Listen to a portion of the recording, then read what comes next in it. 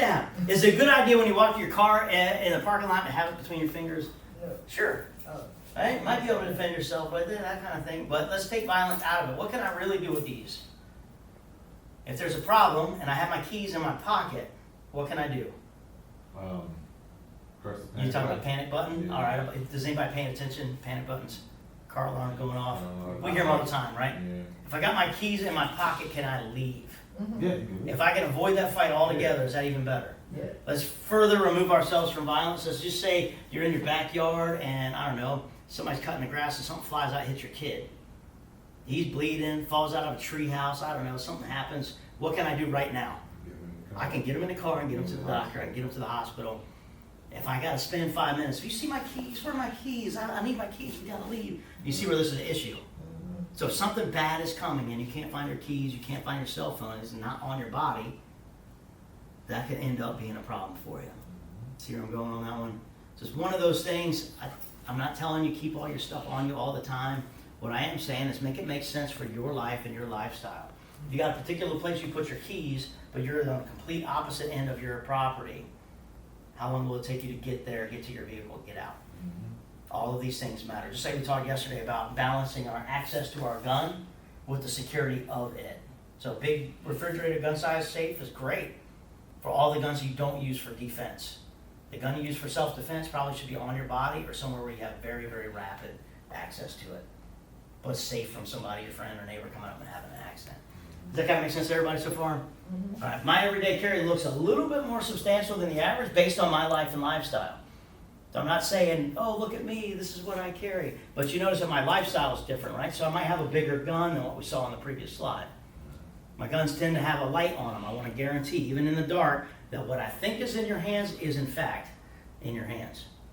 In addition to that, if I have dark sights and there's dark clothing or a dark target that I need to hit, when that light comes on, it silhouettes those sights and I can actually aim a lot better. How important is hitting your target in a violent encounter? 100%. It's absolutely vital, right? So the Trijicon on my sights might not be working. I do carry night sights, but you get the idea. White light's a whole lot better than looking for little 3 glowing dots. Making sense? So if I can pull out the gun, see what I'm aiming at, then I'm doing a whole lot better. Everybody following? So gun's a little bigger. I got a light that's attached to it. My magazine's a little bit bigger. What else do we see that's different? Your knife is on, no, wait. Knife down there. It's a little bit bigger, That's right? not a wallet, though. All right. So I got a wallet underneath the knife. I Oh, got it is business a cards. I even carry a little notepad with my creds. I do what I need to because I got bad memory to begin with, right? So if I got a notepad or business cards that have a flat or a matte side that's clear where I can actually write on it, that'd be good. Right. Holster. Holster's a little bit bigger than the other, like, it might just be a very little holster. I carry some stuff for actual fighting because based on what I do, I'm more likely to get assaulted and have all this equipment taken from me. Does that make sense? All right, what about this guy? What can I do with one of those? You can write on anything. You can write on anything with these guys. What do I do with these on a regular basis? 1, 2, 3, 4, 5, 6, 18. You pass. All right, high five, sign here. So for me as an instructor, yeah, I'm grading targets with this stuff, but I can write on just about anything. So like you said, Yeah. if I'm writing on something, can I leave a note for somebody? Yeah. Leaving the vehicle here, heading north to the gas station, wherever the case is. For graffiti. Got a medic bag? Maybe. All right, so that's kind of where we're going on that one. Yeah, medic bag. We'll talk about lights first, and then we'll hit that one last, right? So I carry a light in my pocket. Now, the one up there on the screen is kind of like a pen-sized light, but it's got an aluminum frame. Both of that Sharpie and that pen light, because they're hard materials, can I use those in a pinch? I'm not saying it's good, but use them as a pinch, as a tourniquet windlass. Tighten that down. More than likely, what I'm using this light for. It's midnight. My son forgot to take out the trash, and I'm like, oh, great. So I'm going down my sidewalk. I'm going to step on a slug. Yeah. You Right, don't want to that'd use be the great. lights on your gun to do that. Yeah, you don't want to bring out your gun and be like, what's Yeah. going on? Hey, traffic, hey, come on by, don't go on. That's probably the wrong answer. So having a handheld light, nothing replaces that. If I'm walking up on my trash can I flash it over there? What am I looking for on an everyday? Am I looking for people that are going to mug me and stab me with a knife or stuff? Animals. Looking for animals, looking for little critters, little raccoons, little dogs, whatever. And then that way I know as I walk up on there, I'm not going to startle anything. They're not going to startle me. And I put my trash away and go back in. All right. But in a situation where I might have to defend myself, what can I do with this light? Potentially, it's hard as metal, right? I don't get the plastic kind. Can I use this as an impact tool? Sure. What else can I do with it? Can I shine it in their face? Now you see on that wall, even in the daylight, this guy's pretty bright. You do want something that's got a significant amount of what's called candela. Not a night fighting class, so we won't go deep into it. But good lumens, somewhere 500 or greater. Candela, you're looking at around 25,000 candela. Like how many candles? 25,000. That's a light, a lot of bright. But it's concentrated, so I can see at a distance. All right, the stuff that just spreads real wide, but doesn't, you can't see far, it doesn't gonna help you out a whole lot.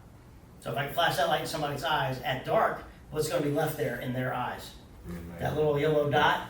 So if I flash somebody in their eyes and then I take a little side step and I move over here, where do they think I am? All right, so if they try to attack or they try and pull a gun or whatever, they're shooting at where they thought the light is. Everybody following?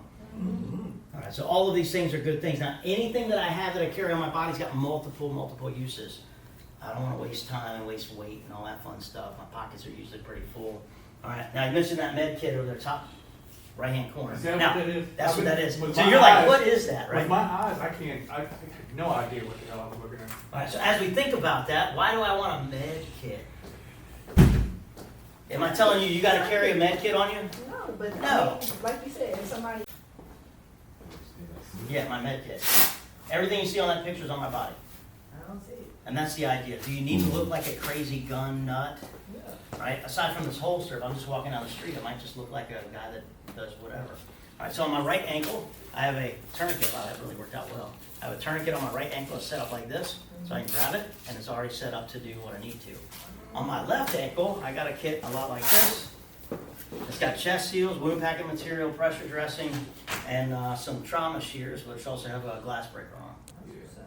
So I'm not saying wear this stuff every day like I do. I have a different job than you do. But should you at a minimum keep something like this in your vehicle? For sure, Should you have this stuff in your classroom? for sure. Absolutely. And you should learn how to use it effectively, because if you can't use it effectively, it doesn't do you a whole lot of good. And if it's at home and you're at your class or you're at your job or you're at Walmart, something bad happens.